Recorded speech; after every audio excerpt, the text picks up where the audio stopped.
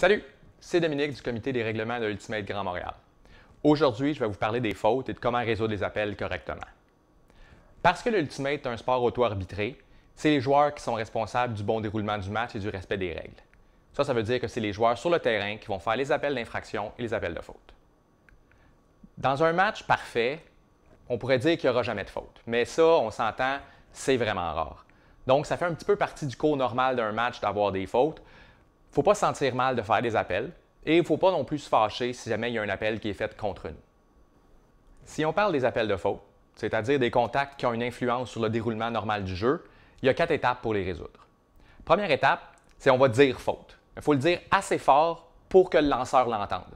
Parce que c'est seulement le lanceur qui va pouvoir arrêter le jeu et immobiliser les joueurs. Tant et aussi longtemps que le lanceur n'a pas arrêté le jeu, il faut continuer à jouer. 2.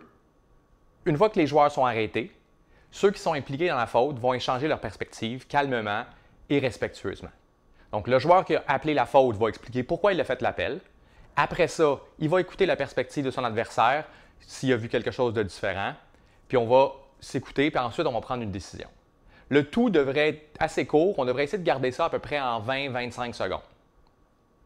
Si on a besoin, on peut aussi demander la perspective des autres joueurs ou même la perspective du banc, des joueurs à l'extérieur, même des spectateurs. Ensuite, en troisième lieu, une fois que les perspectives sont échangées, on résout la situation. Pour ça, il y a 3 options. On peut maintenir l'appel, on peut retirer l'appel ou on peut contester l'appel. Il n'y a aucune des 3 options qui est la meilleure. L'important, c'est de trouver la bonne solution. On rappelle qu'au Ultimate, on a fait l'engagement d'être intègre, dire la vérité puis de respecter les règles.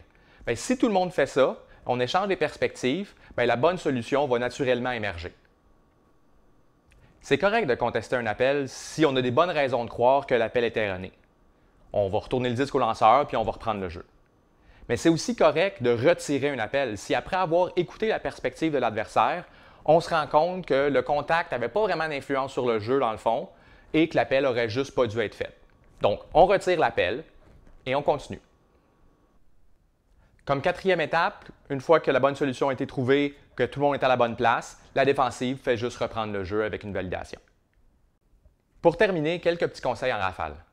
Dans un match, on est souvent bien essoufflé, mais essayez de parler calmement plutôt que de crier votre perspective. Vous allez voir, ça va avoir vraiment des effets bénéfiques sur la discussion.